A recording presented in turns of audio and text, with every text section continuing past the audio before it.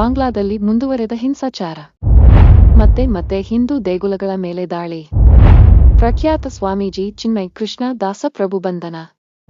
ಮತ್ತೆ ಶುರುವಾಯಿತು ಹಿಂದೂ ಮುಸ್ಲಿಂ ಸಂಘರ್ಷ. ಯಾವುದೇ ವಾರೆಂಟ್ ಇಲ್ಲದೆ ಸಾಲು ಹಿಂದೂ ಸ್ವಾಮೀಜಿಗಳ ಬಂಧನ. ಸ್ನೇಹಿತರೆ, ಎಲ್ಲರಿಗೂ ನಮಸ್ಕಾರ. ಬಾಂಗ್ಲಾದೇಶದಲ್ಲಿ ಹಿಂದೂ ದೇಗುಲಗಳ ಮೇಲೆ, ಹಿಂದೂಗಳ ಮೇಲೆ ಹಿಂಸಾಚಾರ ಮುಂದುವರೆದಿದೆ. ಈ ಬಗ್ಗೆ ಈ ವಿಡಿಯೋದಲ್ಲಿ ಮಾಹಿತಿ ಪಡೆದುಕೊಳ್ಳೋಣ. ನಾನು ನಿಮ್ಮ ಕೃತಿ. ಬಾಂಗ್ಲಾದ ಕಿಡಿಗೇಡಿಗಳ ಗುಂಪು ಚಟ್ಟೋಗ್ರಾನ್ನಲ್ಲಿರುವ 3 ಹಿಂದೂ ದೇಗುಲಗಳ ಮೇಲೆ ದಾಳಿ ಮಾಡಿದೆ. ಅಲ್ಲಿನ ಮಾಜಿ ಇಸ್ಕಾನ್ ಸದಸ್ಯರೊಬ್ಬರ ವಿರುದ್ಧ ದೇಶದ್ರೋಹದ ಆರೋಪವನ್ನು ಹೊರಿಸಿ ದೂರನ್ನು ಕೂಡ ದಾಖಲಿಸಲಾಗಿದೆ. ಬಂದರು ನಗರ ಚಟ್ಟೋಗ್ರಾನ್ನ ಹರಿಶ್ಚಂದ್ರ ಮುನ್ಸೆಫ್ ಲೇನ್ನಲ್ಲಿ ಮಧ್ಯಾಹ್ನ 2:30ಕ್ಕೆ ಶಾಂತನೇಶ್ವರಿ ಮಾತ್ರಿ ದೇವಸ್ಥಾನ, ಶನಿ ದೇವಸ್ಥಾನ ಮತ್ತು ಶಾಂತನೇಶ್ವರಿ ಕಾಳಿಬರಿ ದೇವಸ್ಥಾನಗಳನ್ನು ಗುರಿಯಾಗಿರಿಸಿಕೊಂಡು ದಾಳಿ ಮಾಡಲಾಗಿದೆ.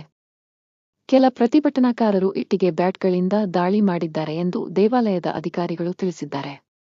ಚಿನ್ಮಯ್ ಕೃಷ್ಣ ಜಾಮೀನು ನಿರಾಕರಣೆ, ಇಸ್ಕಾನ್ ಸದಸ್ಯರಿಂದ ಮಸೀದಿಗಳಿಗೆ ಹಾನಿ.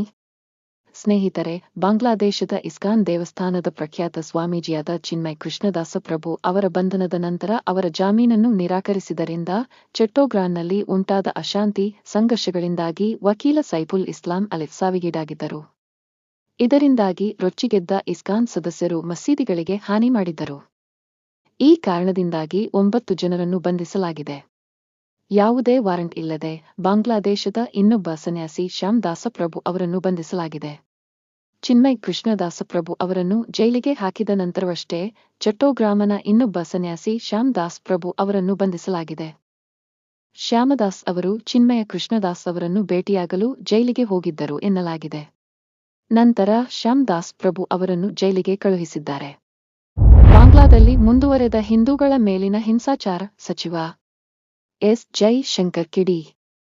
ಬಾಂಗ್ಲಾದೇಶದ ಸರ್ಕಾರ ತಮ್ಮ ದೇಶದ ಎಲ್ಲ ಅಲ್ಪಸಂಖ್ಯಾತರ ರಕ್ಷಣೆ ಜವಾಬ್ದಾರಿಯನ್ನು ವಹಿಸಬೇಕೆಂದು ಭಾರತ ಸರ್ಕಾರ ಹೇಳಿದೆ.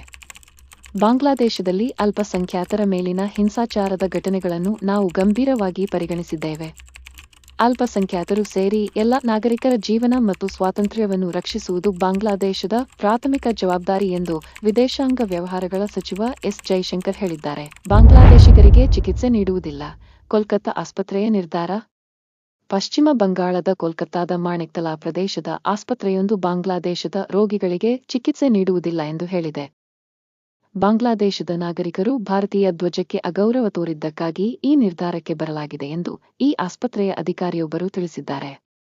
ತ್ರಿಪುರದ ಅಗರ್ತಲಾದಲ್ಲಿನ ILS ಮಲ್ಟಿಸ್ಪೆಷಾಲಿಟಿ ಆಸ್ಪತ್ರೆಯೂ ಕೂಡ ಬಾಂಗ್ಲಾದೇಶದ ಪ್ರಜೆಗಳಿಗೆ ಚಿಕಿತ್ಸೆ ನೀಡುವುದಿಲ್ಲ ಎಂದು ಘೋಷಿಸಿದೆ.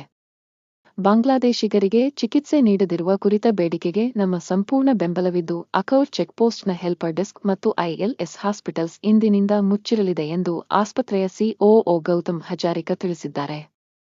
ಬಾಂಗ್ಲಾದೇಶದ ಅಲ್ಪಸಂಖ್ಯಾತರ ಮೇಲೆ ನಡೆಯುತ್ತಿರುವ ಹಿಂಸಾಚಾರಗಳಿಗೆ ಭಾರತ ಸರ್ಕಾರ ಮುಂದಿನ ದಿನಗಳಲ್ಲಿ ಯಾವ ಕ್ರಮಗಳನ್ನು ಕೈಗೊಳ್ಳುತ್ತದೆ ಎಂದು ಕಾದು ನೋಡಬೇಕಾಗಿದೆ.